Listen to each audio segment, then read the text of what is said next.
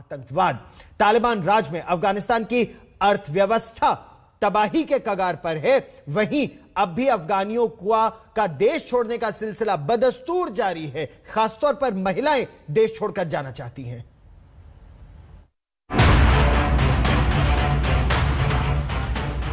ये पाकिस्तान के तोरखम में अफगानिस्तान पाकिस्तान बॉर्डर की तस्वीर है। तालिबानी सरकार को बने 1 महीने से भी ज्यादा हो चुके हैं और उसकी अर्थव्यवस्था दिनों दिन गर्त में जा रही है। रोजी रोटी और भविष्य की अनिश्चितता से परेशान लोग अभी भी अफगानिस्तान से पाकिस्तान आ रहे हैं।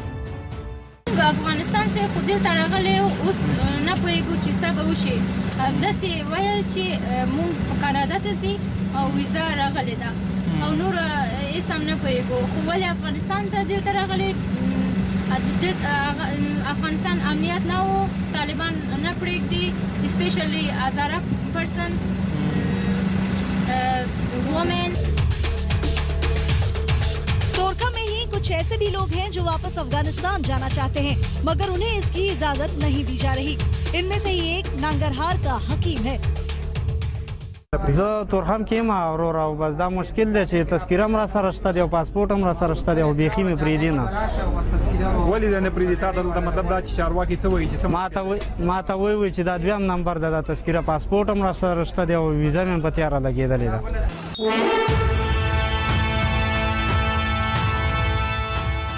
इस बीच तालिबानी कब्जे के बाद अफगानिस्तान के आर्थिक हालात बेहद मुश्किल में हैं। जिनेवा में सोमवार को डोनर कॉन्फ्रेंस हुई जिसमें अफगानिस्तान के लिए $1.2 बिलियन यानी तकरीबन 8,000 करोड़ रुपए की मदद देने का वादा किया गया। मगर इसके साथ ही यूएन महासचिव ने ये साफ कर दिया कि कोई ये सोचता है कि यूएन अफगानिस्तान में सब कुछ ठीक कर देगा तो ये कपोल कल्पना है। I think there is an expectation that is unfounded. I mean, we have a number of countries that have used hundreds of thousands of soldiers for decades, that have spent trillions for decades. And to think that even if they have failed with all these resources to fix the problems of Afghanistan, the UN can now, without that money and without those forces, the UN can now solve the problems that they didn't solve for decades, is of course a fantasy.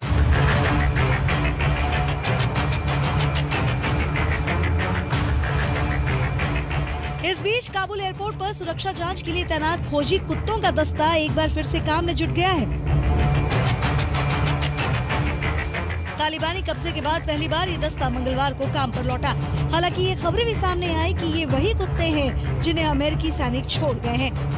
K9 unit का दावा है कि वो इनका पूरा ख्याल रख रही है। आज तक ब्यूरो। दिल्ली में पाकिस्तान की शह पर चलाए जा रहे नए आतंकी नेटवर्क का भांडाफोड़ हुआ है। अभी इसकी गुत्थी पूरी तरह से सुलझ नहीं पाई है। आईएसआई के जासूसी कांड का खुलासा भर हुआ है, लेकिन इसके तार राजस्थान से लेकर ओडिशा तक जुड़े हुए हैं, ऐसा कहा जा रहा है। 2 मामले हैं और दोनों ही मामलों में संदिग्धों की गिरफ्तारी हो गई है और चौंकाने वाले खुलासे लगातार हो रहे हैं।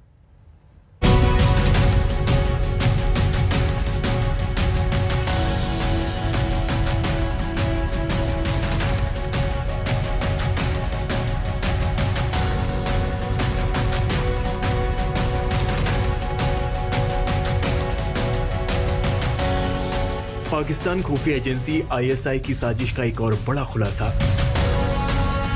अंडरवर्ल्ड के साथ आतंक की साजिश रचने वाला आईएसआई के नापाक निशाने पर है सेना के कैंप्स। सेना के कैंप्स की अहम जानकारियां जुटाने की कोशिश में जुटा है आईएसआई। अभी अंडरवर्ल्ड के साथ मिलकर आतंक का मॉड्यूल तैयार करने वाला नेटवर्क की पड़ताल चल ही रही थी। राजस्थान के झुंझुनू से आईएसआई की एक और साजिश सामने आ गई। राजस्थान इंटेलिजेंस और मिलिट्री इंटेलिजेंस की टीम ने झुंझुनू के नरहड़ गांव स्थित आर्मी कैंप्स की खुफिया जानकारी पाकिस्तान भेजने के आरोप में एक व्यक्ति को गिरफ्तार किया है। इस शख्स का नाम संदीप कुमार है। अब तक मिली जानकारी के मुताबिक संदीप कुमार गैस एजेंसी का संचालक है। इसकी दुकान आर्मी कैंप्स के सामने है और ये कैंपस में रसोई गैस सिलेंडर की सप्लाई करता है। खुफिया जानकारी मिली थी कि संदीप कुमार आर्मी कैंप्स के फोटोग्राफ्स पाकिस्तान की खुफिया एजेंसी को भेज रहा था। पूछताछ में यह भी सामने आया है कि आरोपी को जुलाई महीने में पाकिस्तान से फोन आया था और पैसे का लालच दिया गया था। आर्मी इंटेलिजेंस की टीम आरोपी संदीप कुमार के बैंक खातों की डिटेल्स भी खंगाल रही है। फिलहाल आरोपी से पूछताछ की जा रही है। आरोपी से और भी खुलासे हो सकते हैं। जासूसी का एक बेहद संगीन मामला उड़ीसा के बालासोर से भी आया है।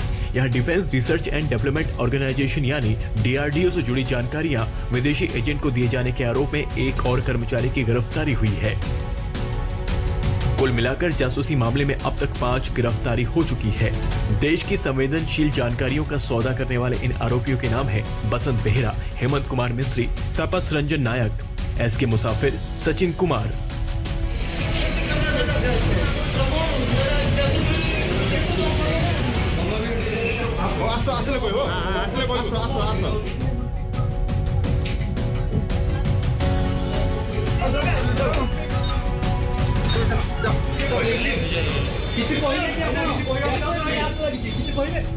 आरोपियों को 14 दिन की न्यायिक हिरासत में भेज दिया गया है।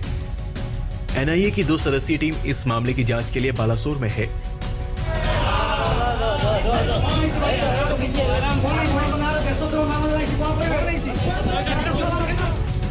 बालासोर के SP सुधांशु मिश्रा ने कहा कि आशंका है कि आरोपी पाकिस्तानी एजेंट्स को जानकारियां बेच रहे थे।